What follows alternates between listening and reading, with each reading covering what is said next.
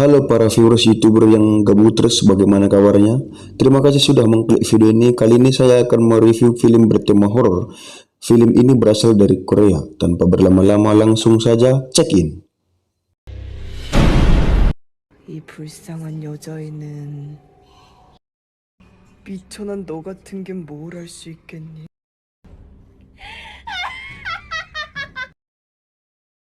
Diawali dengan seorang pendeta yang sedang mendoakan seorang gadis bernama Ji-eun. Namun karena si pendeta yang penakut diserang balik oleh setan tersebut dan mengakibatkan kematian gadis dengan cara melompat dari jendela.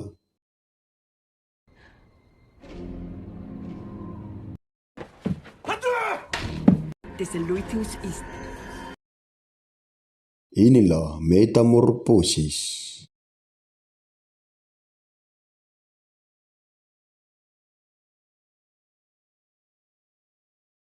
Pada film kali ini kita akan berfokus kepada sebuah keluarga yang sedang pindah rumah.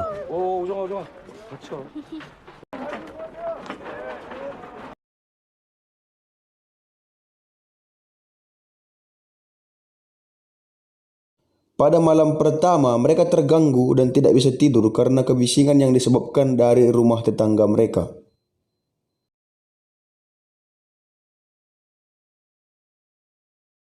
Di pagi berikutnya, Hyunjo pingsan setelah melihat kucing yang tergantung di depan rumah mereka.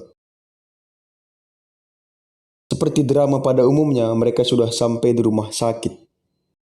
Sepulang dari rumah sakit, sebuah mobil menghalangi pintu masuk keluarga tersebut yang kita tahu pemilik mobil adalah sang tetangga. Si ayah yang bernama Kanggu sudah emosi dan berniat ingin menegur tetangga tersebut.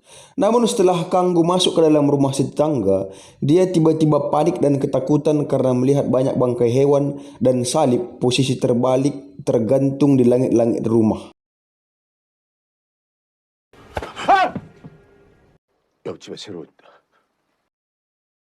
Dan pada malam berikutnya, keluarga Kanggo pun akhirnya melaporkan si tetangga ke polisi karena kebisingan yang disebabkan si tetangga. Dan pada saat polisi memeriksa rumah si tetangga, kita lihat rumahnya dalam keadaan rapi dan tidak ada bangkai ataupun salib yang digantung.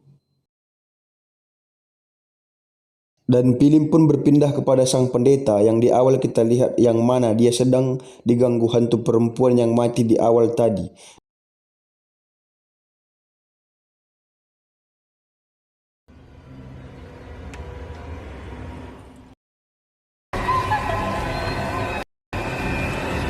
Dan ternyata itu hanyalah mimpi.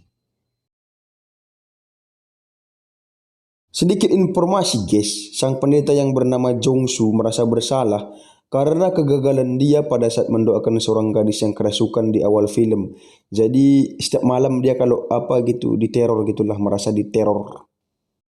Kita berpindah ke Hyunjo yang sedang tidur, tiba-tiba terbangun karena selimutnya ditarik sesuatu. Dan pada saat dia duduk, tiba-tiba ditarik sang ayah dari belakang dan menatap tubuh Hyunjo sambil mengatakan, "Putriku sudah gede." Anjing.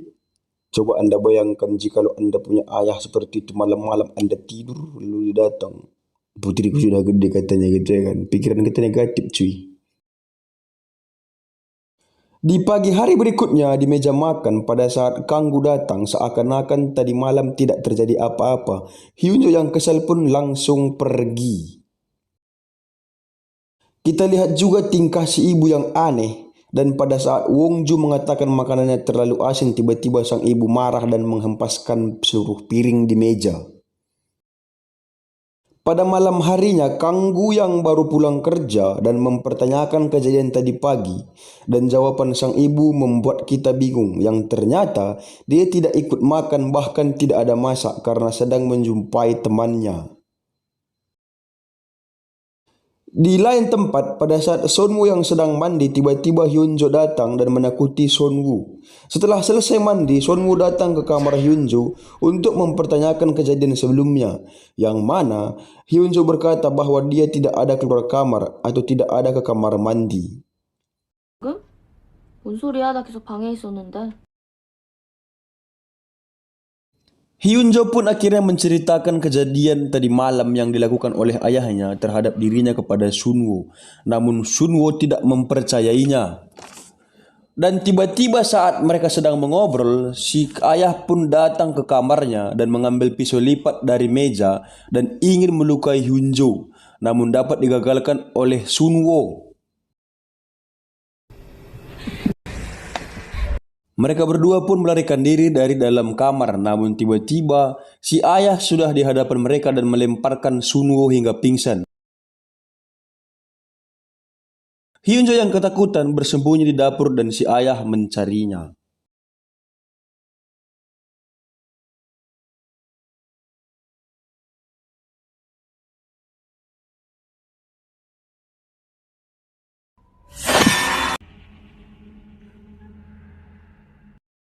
Pada saat Sunwo sudah sadar dari pingsannya dan tiba-tiba si ayah sudah berada di belakangnya.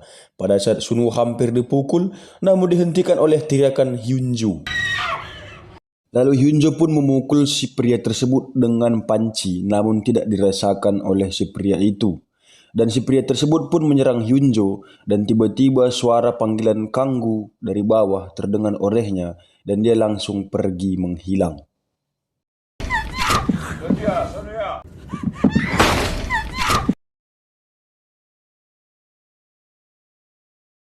Pada saat Kanggu naik ke atas, dia pun keheranan yang mana Sunwo dan Hyunjo merasa takut di saat ayahnya mendatangi mereka.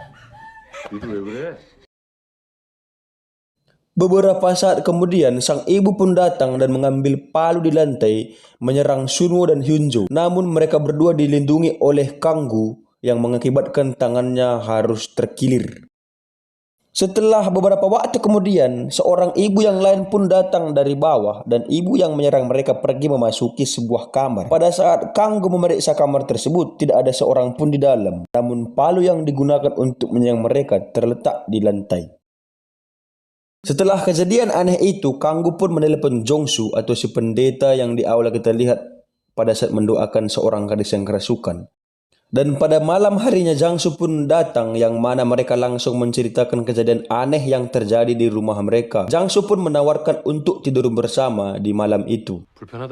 Pada saat semua orang tidur, Jangsu memasuki rumah tetangga Kanggu yang mana ternyata kita ketahui bahwa sang pemilik rumah sudah tewas dibunuh oleh setan yang sedang mengganggu keluarga Kanggu.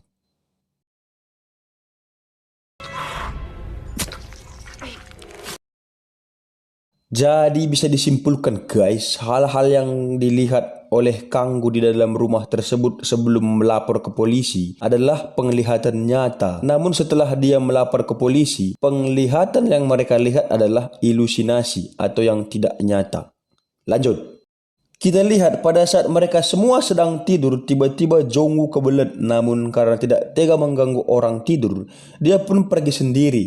Dan setelah Jongwoo keluar dari ruangan, seorang anak kecil yang menyerupai Jongwoo masuk dan membawa pisau. Pada saat anak kecil tersebut ingin membunuh Jongsu, namun tidak berhasil karena dia pun terbangun.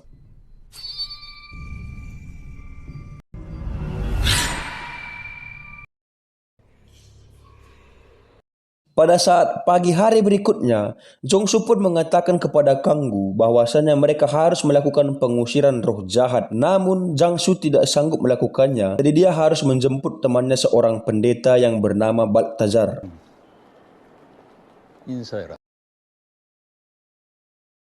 Sebelum Jongsu pergi untuk menjemput si Baltazar, Jongsu pun berkata bahwa Sunwoo lah hantunya dan berpesan untuk tidak mengizinkan Sunwoo keluar rumah. Jadi alasan Jongsu mengatakan bahwa Sunwoo lah hantunya kan pada saat mereka ingin makan ataupun sarapan pagi, sebelum mereka minum, Jongsu menambahkan air suci gitu loh di minuman mereka, dan Sunwoo kita lihat tidak meminum air tersebut. Kita lihat Hyunjo yang sedang berada di gudang tiba-tiba ditarik oleh suatu makhluk yang tak kasat mata ke dalam tungku pembakaran. Di tempat lain pada malam harinya, Jongsu yang sedang menjemput Baltazar diserang oleh burung gagak pada saat perjalanan menggunakan mobil yang menyebabkan mereka mengalami kecelakaan. Di rumah Kanggu, Sunwoo yang ingin keluar rumah tiba-tiba kepalanya dihantamkan ke pintu hingga pingsan oleh Kanggu karena teringat pesan Jongsu dan mengikat Sunwoo di tempat tidur. Pada saat keluarga Kanggu sedang berkumpul, tiba-tiba Jongsu datang dengan keadaan terluka dan Kanggu pun memohon agar ritual pengusirannya dilakukan. Jongsu pun setuju. Namun ritual kali ini berbeda dari yang seharusnya, yang mana Jongsu mencambuk Sonwoo hingga terluka. Kita berpindah ke mobil yang digunakan Jongsu, yang ternyata Jongsu masih ada di lokasi kecelakaan dalam keadaan pingsan. Kanggu tiba-tiba mendengar bisikan setan yang mengatakan bahwasannya dia adalah ayah yang pengecut, penakut, dan tidak bisa melindungi keluarganya.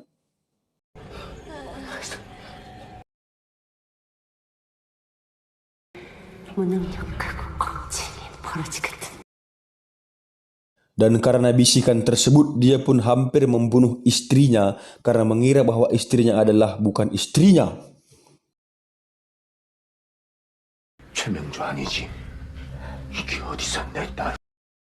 Dan kita lihat sang pendeta tersenyum aneh saat Kanggu ingin menyerangnya, namun si pendeta duluan memukulnya hingga terjatuh. Pada saat si Kanggu ingin dibunuh namun dapat diselamatkan oleh Jongsu yang tiba-tiba datang.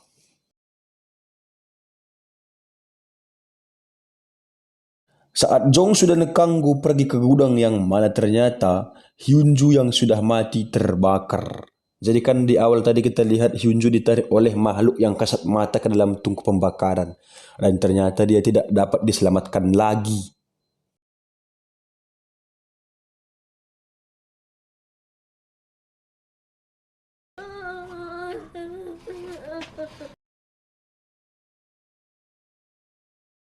Beberapa saat kemudian Sonwoo pun datang, namun Jongsu menyadari itu bukanlah Sonwoo yang asli dan dia pun mengambil cermin ajaib yang menunjukkan wajah hantu tersebut. Namun karena Jongsu yang penakut membuat si iblis jadi lebih unggul daripada Jongsu itu sendiri. Dan karena keputusasaan, Jongsu pun dengan berani dan berdoa dengan mengorbankan dirinya untuk menjadi wadah iblis tersebut. Amin.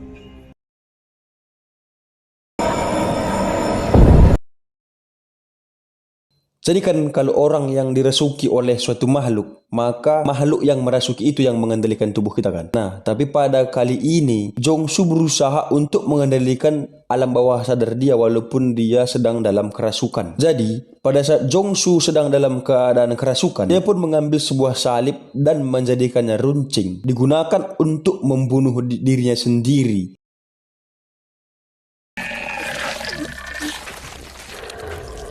Jadi ceritanya gini guys, kalau ada orang kerasukan tapi dia bunuh diri dengan salib, nah mungkin gitu sih ceritanya. Jadi si iblis yang merasuki orang tersebut pun terkurung selama-lamanya gitu loh. Gitu dia mungkin gitu sih.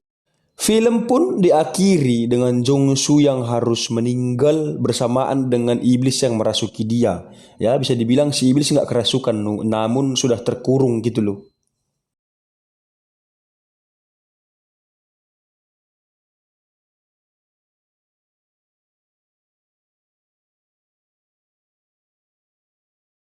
Jadi guys, pesan moral daripada film ini adalah jangan mandi pada malam hari, terus jangan menggunakan pakaian yang seksi, terus janganlah taruh lambang-lambang agama di bawah kolong ataupun di dalam gudang.